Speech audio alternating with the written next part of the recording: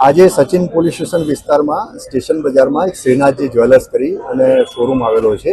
એમાં રાત્રિના 8:30 થી 9:45 વાગ્યાના અરસામાં એક 4 આરોપીઓ ફાયરઆર્મ સાથે લૂંટ કરવાના ઈરાદે આ જ્વેલરીના શોરૂમમાં આવેલા હતા અને એમણે ત્યાંથી લૂંટ કરેલી હતી અને ત્યાંથી જે જ્વેલરી શોરૂમમાં હાજર આશીષભાઈ મહેશભાઈ રાજપરા જે હાજર હતા એમને પ્રતિકાર કર્યો. તો આરોપીઓ પૈકીના એક આરોપીએ જે વિક્ટિમ જે છે આશીષભાઈ મહેશભાઈ રાજપરા એમના ઉપર 2 રાઉન્ડ ફાયર કર્યા. 2 રાઉન્ડ ફાયર જે થયા તો એમાં વિક્ટિમ જે છે આશીષભાઈ એમના છાતીના ભાગે બંને 2 બુલેટ લાગી. તો એમને પ્રાથમિક સારવાર અર્થે અહીંયા સચિન લોકલ હોસ્પિટલમાં અને ત્યાંથી વધુ સારવાર અર્થે એપોલો હોસ્પિટલમાં રિફર કરવામાં આવેલા. ત્યાં એમને ડેથ જાહેર કરેલા છે.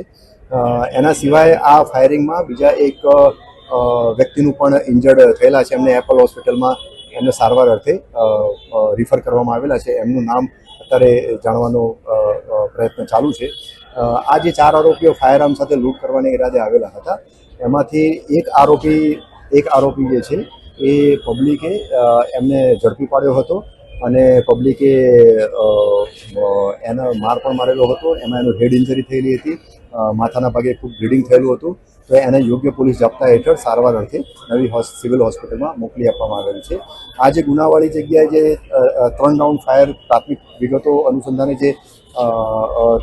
વિગતો જે મળી છે એ અનુસંધાને 3 રાઉન્ડ ફાયર થયેલા એવી હકીકત મળી આવેલી છે અને આ બાબતે 3 ખાલી કેસીસ પણ ગુનાવાળી જગ્યાએ મળી આવેલા છે.